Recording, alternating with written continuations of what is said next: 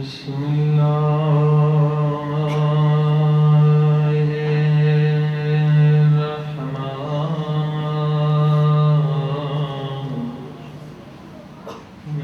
الرحيم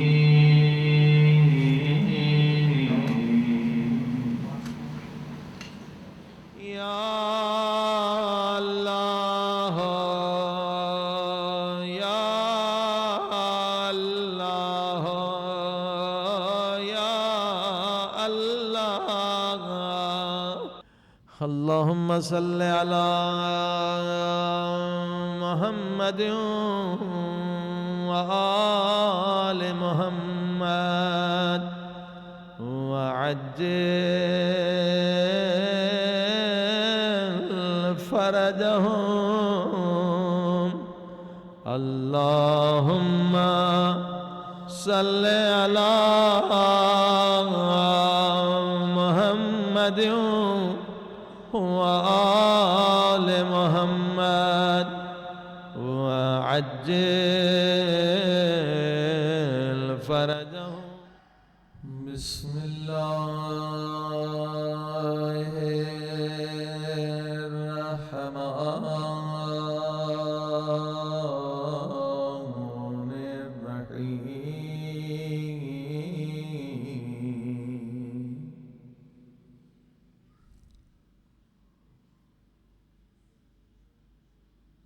ثم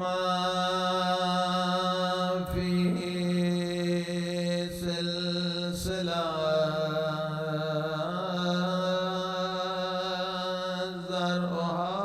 زرعها 70 ذراعا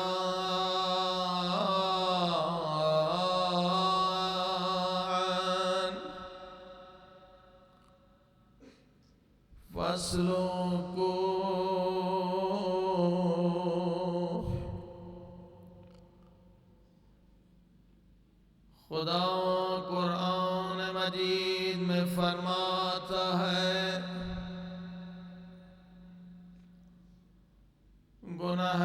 گناہگار قیامت کے دن ہائے گناہگار قیامت کے دن 70 ہاتھ کی لمبائی زنجیر کی ہوگی اللہ اکبر یہ زنجیر خدائے مہربان کی طرف سے نہیں ہے یہ ہماری شہوت کے زنجیر ہے یہ ہماری جہالت کے زنجیر ہے یہ جو بھی عذاب قرآن نے فرمایا یہ ہمارے اعمال کا نتیجہ ہے ورنہ خدا کی طرف سے کوئی عذاب نہیں اے انسان نفس کی غلامی کے زنجیروں کو توڑ دے ورنہ یہی زنجیر آگ کے زنجیر بنیں گے اور تیرے بدن کو دکھائیں گے اور تیرے بدن کو جلائیں گے ہائے دنیا میں جو تو نے فتنے کیے غیبتیں کی تہمتیں لگائیں انہی سے آگ کے زنجیر بنتے اگر خدا کسی کو توفیق دے رہا ہے کہ دنیا میں ان زنجیروں کو توڑ دے تو جو نفس کا غلام نہیں وہ قیامت کے دن آزاد ہے جو نفس پرست ہے وہ زنجیروں میں جکڑا ہوا ہے شہوت کا زنجیر غضب کا زنجیر دنیا کا زنجیر پیسے کا زنجیر یہ سارے زنجیر ہیں جو انسان خود کے لیے بناتا اے خدا یہ آزادی کا مہینہ ہے حسین کے صدقے میں ان سارے زنجیروں کو توڑ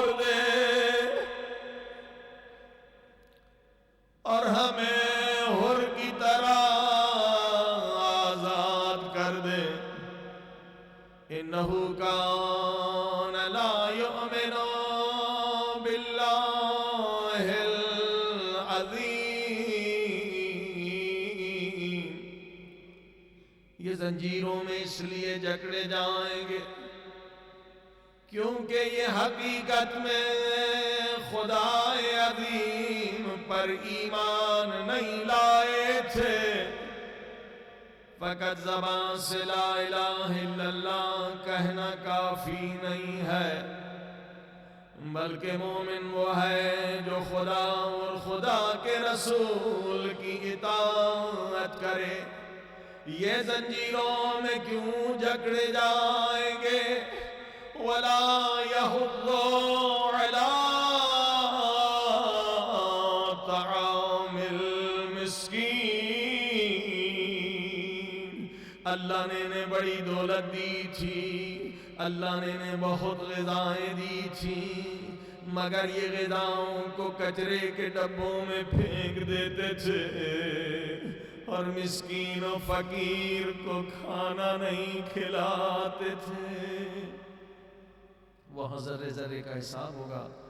اگر اللہ نے آپ کو دولت زیادہ دی ہے اور آپ جانتے ہیں کہ ایسے ممالک بھی ہیں جہاں کھانے کے لیے ایک وقت کی روٹی نہیں ملتی، ان غریبوں کا بھی حق ہے آپ کی دولت میں. وَآتَ ذَا الْقُرْبَىٰ حَقَّهُ وَالْيَتَامَىٰ وَالْمَسَاكِينَ.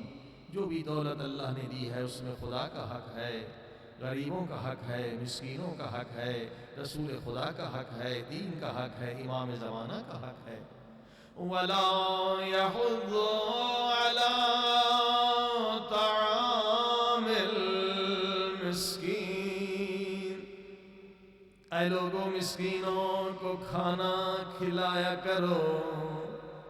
اگر نبی اور علی کے ماننے والے ہو، کسی یتیم کی پرورش کیا کرو. کیونکہ مولا علی کا جب جنازہ اٹھا تھا، ہزاروں یتیم بچے یہ فریاد کر رہے تھے، ہائے بابا ہمارے علی دنیا سے چلے گئے، آج ہم حقیقی یتیم بنے. ہائے میرا سلام ہو اس مولا علی پہ جو آدھی رات کو پیٹھ پہ بوریاں اٹھاتے تھے اور یتیموں کے گھر پہنچاتے تھے.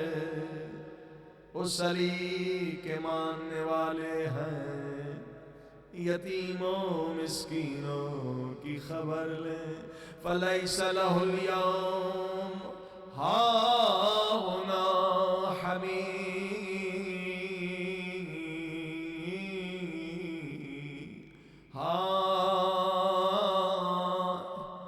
جس نے دنیا میں عمل صالح نہ کیا اس کا قیامت کے دن کوئی دوست نہیں. وَلَا طَعَامٌ إِلَّا فِي غِسْلَيْنِ. وَلَا طَعَامٌ إِلَّا مِنْ غِسْلِينٍ. اے انسان، اگر تو نے عمل صالح نہ کیا، قیامت کے لیے تو نے کوئی غذا نہیں بنائی، وہاں پر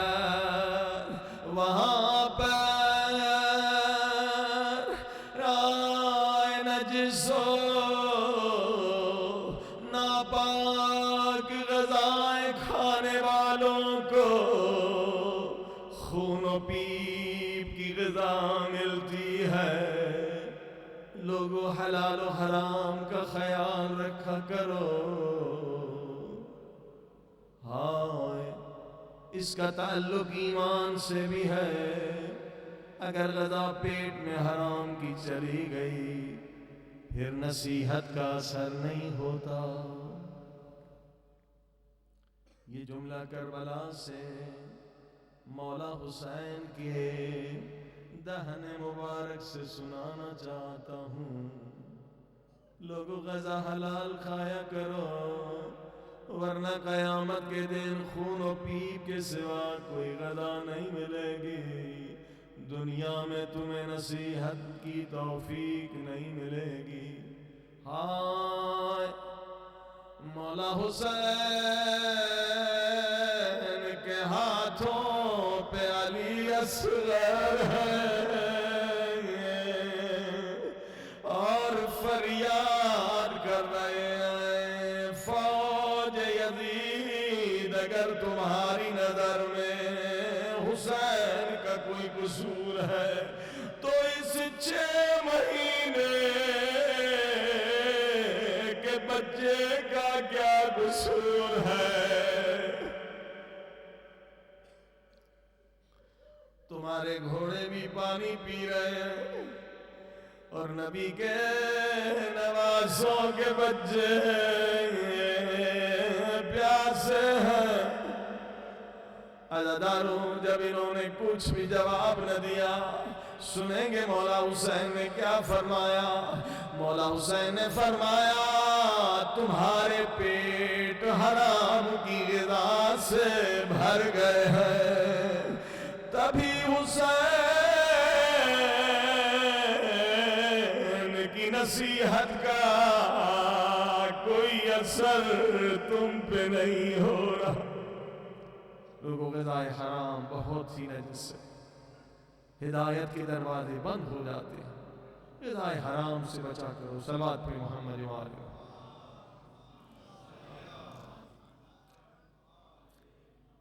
آئیے تلاوت قرآن کے بعد سب مل کے دعا کریں کہ دنیا سے فتنہ، فساد، ظلم، ظالمین کے خاتمے کے لیے خدا جلد از جلد ہمارے مولا آقا امام مہدی علیہ السلام کا ظہور فرمائے۔ ہاتھوں کو بلند کر کے مل کے سب دعا کریں کہ خدا جلد از جلد حضرت عیسیٰ علیہ السلام کے ساتھ امام مہدی علیہ السلام کا ظہور کرے۔ اللہم کل ولیک حجت ابن الحسن صلواتک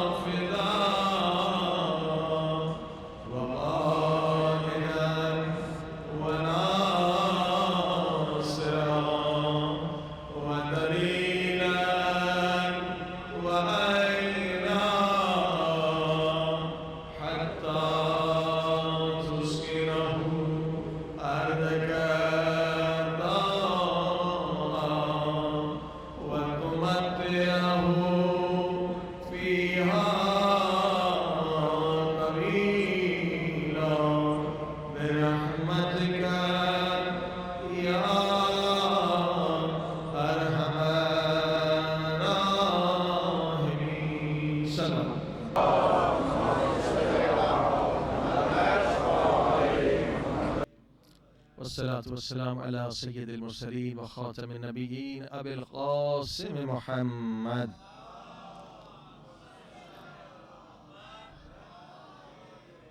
وآله الطيبين الطاهرين المعصومين، أما بعد، فقد قال الله تبارك وتعالى: بسم الله الرحمن الرحيم يوم ندعو كل أناس بإمامهم۔ قیامت کے دن ہر انسان اپنے امام کے ساتھ اٹھایا جائے گا۔ صلوات پڑھیں محمد وآلہ۔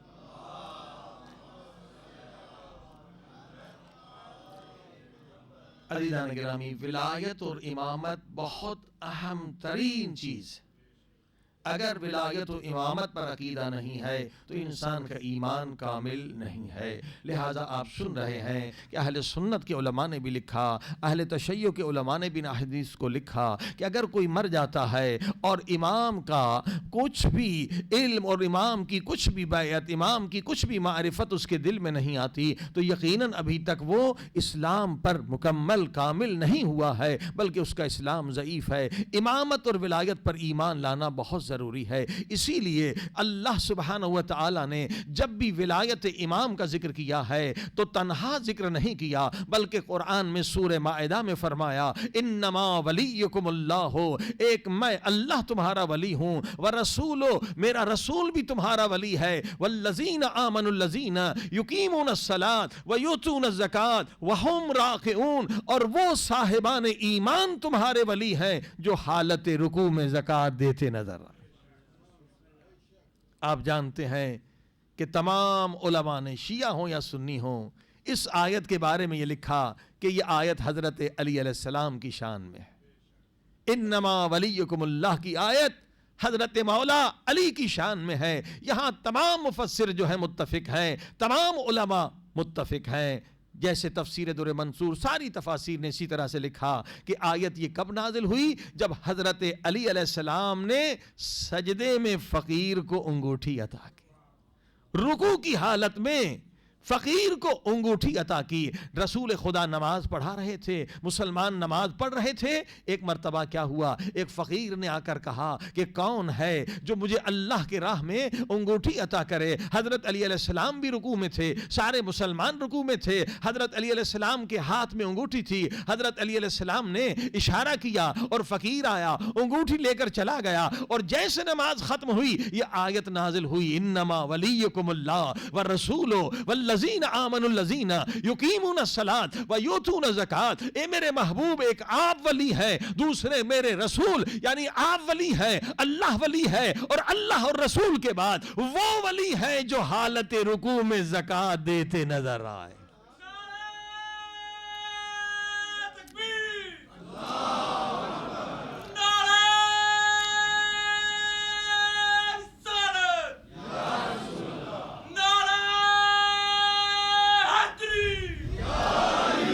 دیکھیے ہم سارے مسلمان، جتنے بھی مسلمان ہیں، سب عاشقان رسول ہیں۔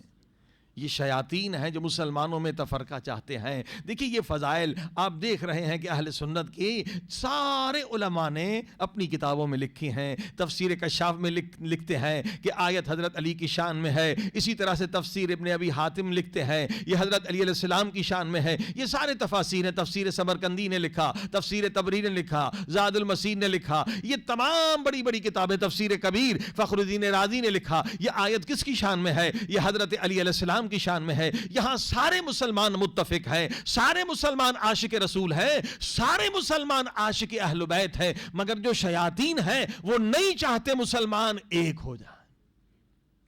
کہ جس دن مسلمان ایک ہو گئے یقیناً اس دن دنیا میں سب سے بڑی طاقت مسلمانوں کے پاس ہوگی۔ آج جو مسلمان ضعیف ہیں، آج جو مسلمان کو کمزور کیا جا رہا ہے، اس کی وجہ یہ ہے کہ مسلمان آپس میں متحد نہیں ہے، مسلمانوں کو ٹکڑوں ٹکڑوں میں کر دیا گیا ہے۔ لہٰذا بہت ضروری ہے کہ ہم سارے مسلمان متحد ہو جائیں۔ صلوات پڑھی محمد و آل محمد۔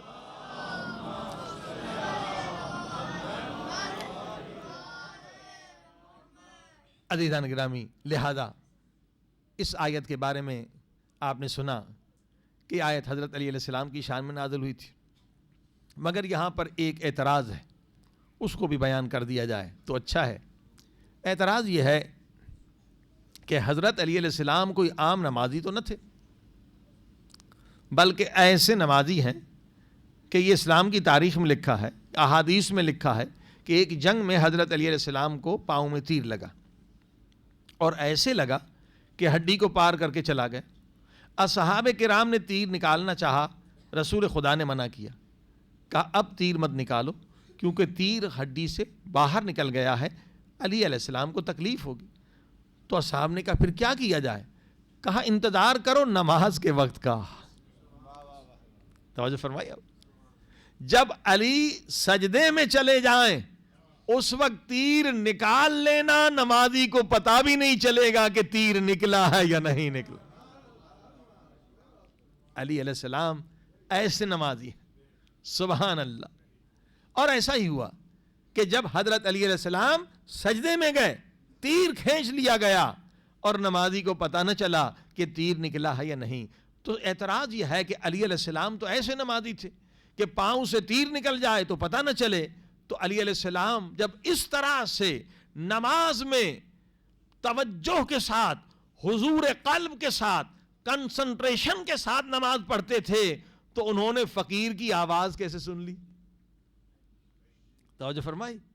جب عام نمازی نہ تھے, حضرت علی کا تو یہ عالم تھا نماز میں کہ اس طرح سے عاشق خدا تھے کہ پاؤں سے تیر نکل جائے تو پتہ نہ چلے. تو کیسے علی علیہ السلام نے سوالی کی آواز کو سن لیا, فقیر کی آواز کو سن لیا؟ اب اعتراض کرنے والا اگر ذرا سی اس روایت کو دقت کے ساتھ, غور کے ساتھ, فکر سے پڑھتا تو وہ اعتراض نہ کرتا. اب روایت میں دوبارہ عرض کرتا ہوں, فقیر آیا, اس نے کہا ہے کوئی مجھے خیرات دینے والا؟ پہلی مرتبہ حضرت علی علیہ السلام نے نہ آواز سنی نہ خیرات دی. دوبارہ کہا ہے کوئی مجھے خیرات دینے والا, ہے کوئی مجھے زکوٰۃ دینے والا؟ دوسری مرتبہ بھی حضرت علی علیہ السلام نے نہ آواز سنی اور نہ کچھ دیا. اب تیسری مرتبہ فقیر نے مسجد والوں سے نہیں مانگا بلکہ اللہ سے شکایت کی کہ اے پروردگار تو گواہ رہنا کہ میں تیرے نبی کی مسجد سے خالی جا رہا ہوں. توجہ فرمائی. اب کیا کہا؟ پروردگار تو گواہ رہنا میں تیرے نبی کی مسجد سے خالی جا رہا ہوں. تو جب سوالی نے, جب فقیر نے خدا سے شکایت کی تو جو علی خدا کے ہاں پہنچے ہوئے تھے,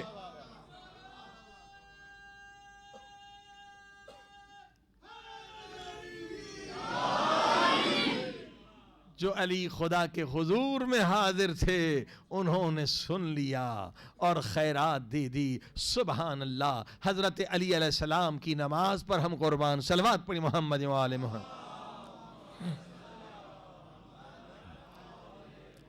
عزیزان گرامی, کیوں بات جو ہے وہ نماز کی چل نکلی ہے اور ہمارا موضوع بھی جو ہے وہ جہاد اکبر ہے کہ سب سے بڑا جہاد کیا ہے؟ اپنے نفس کو شکست دینا.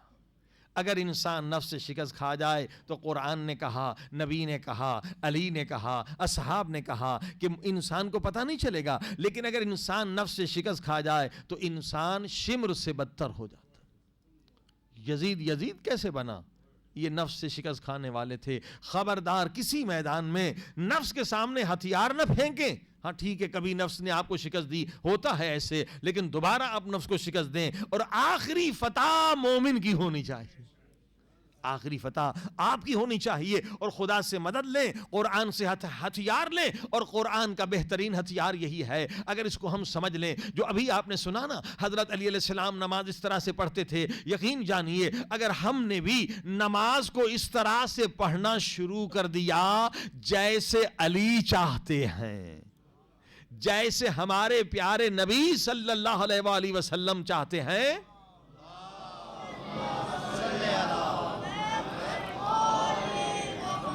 اگر آپ نے بھی اس طرح سے نماز کو پڑھانا تو یقیناً آپ نفس سے شکست نہیں کھائیں گے بلکہ نفس آپ سے شکست کھا جائے گا.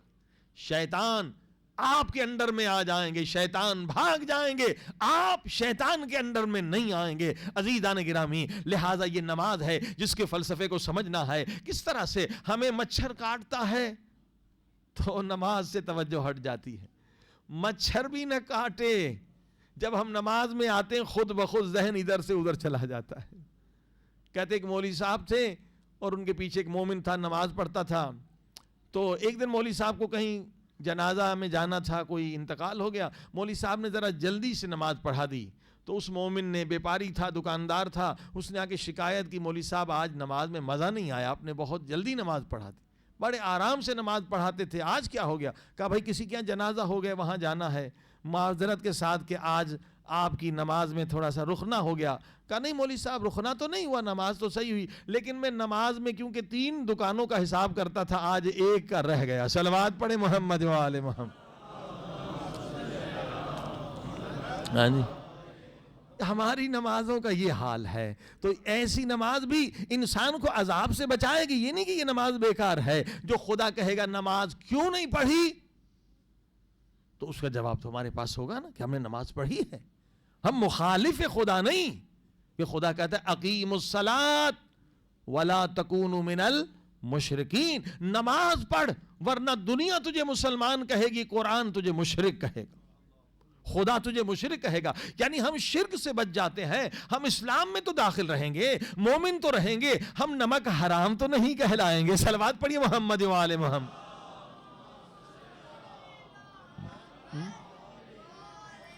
بھائی یہ جتنی نعمتیں ہم کھاتے ہیں کس کی ہیں؟ پانی کس کا پیتے ہیں؟ خدا کا. کھانا کس کا کھاتے ہیں؟ خدا کا. روٹی کس کی کھاتے ہیں؟ خدا کی. جو بھی نعمتیں, ہاں آنکھ جو استعمال کرتے ہیں کس کی؟ خدا کی. زبان سے بولتے ہیں, زبان کس نے دی؟ خدا نے. ہاتھ استعمال کرتے ہیں, ہاتھ کس نے دیے؟ خدا نے. پاؤں سے چلتے ہیں, پاؤں کس نے دیے؟ خدا نے. دل کس نے دیا؟ خدا نے. سوچتے ہیں دماغ سے, دماغ کس نے دیا؟ خدا. ہر نعمت جو دی ہے ہمیں خدا نے دی ہے. پھر بھی اگر ہم خدا کے بلانے پر نہ آئیں تو ہم نمک حلال تو نہ ہوئے.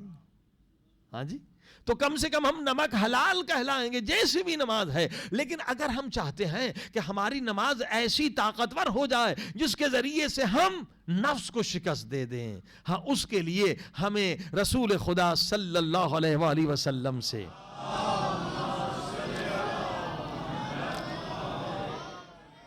اور حضرت علی علیہ السلام سے درس سیکھنا پڑے گا.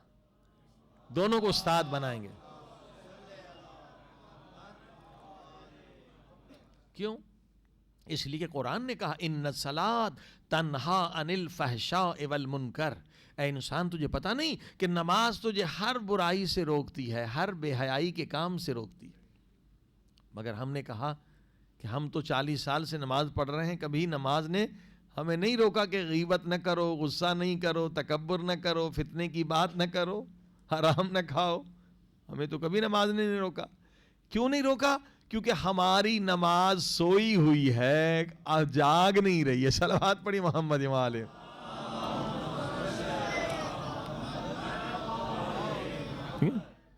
اقیم الصلاۃ, اگر ہماری نماز قائم ہو جائے, کھڑی ہو جائے تو ہمیں جھنجھوڑے گی. جھوٹ نہ بول. تو ابھی کہہ کر آیا ہے ایاک نعبد, میں خدا کا بندہ ہوں, اب شیطان کا بندہ نہ بن. صلوات پڑھے محمد و آل. ہاں جی, کہ نماز ہماری سو رہی ہے تو کہاں ہمیں روکے گی. نماز کو کیسے قیام عطا ہو کہ کھڑی ہو جائے اور ہمیں گناہ کرنے نہ دے. آئیے پیغمبر اسلام سے پوچھتے ہیں رسول خدا کیا فرماتے ہیں نماز کو نورانی بناؤ. فرمایا نماز تو سب لوگ پڑھتے ہیں, مگر بعض لوگوں کی نماز کتنی قبول ہوتی ہے؟ 5% نماز قبول ہوتی ہے, 95% نماز ریجیکٹ ہوتی ہے. نماز صحیح ہے, یہ نہیں کہ ثواب نہیں ملے گا. صحیح ہونا اور ہے, قبول ہونا اور ہے. صلوات پڑھی محمد و آل محمد.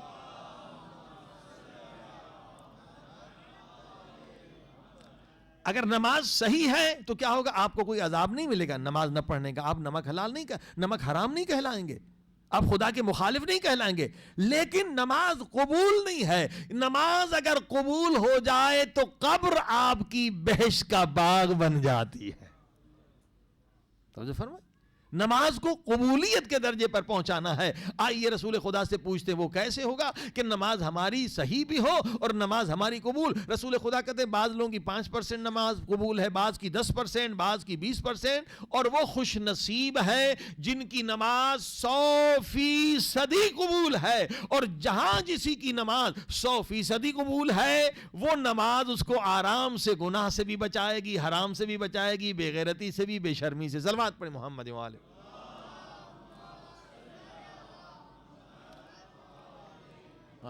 آئیے یہ نماز کیسے پڑھی جائے. رسول خدا فرماتے اگر ایسی نماز پڑھنا ہے نا تو کیا کرو, جب بھی کہو تکبیرۃ الاحرام, یعنی پہلی تکبیر بلند کرو. 2 رکعت نماز فجر پڑھتا ہوں یا 3 رکعت نماز مغرب پڑھتا ہوں, جو بھی نماز, تو نیت کے کیا کی نیت کے ساتھ یہ بھی نیت ہو. کیا نیت کرو؟ یہ سوچ کے نماز پڑھو کہ یہ میری زندگی کی آخری نماز ہے. ہاں جی, کیا نورانی حدیث ہے. مجلس کے لیے بھی یہ کہا کہ جب مجلس میں آؤ تو سمجھو کہ یہ میری زندگی کی آخری مجلس ہے. نماز کے لیے آؤ تو سمجھو کہ یہ میرے زندگی کی آخری نماز ہے.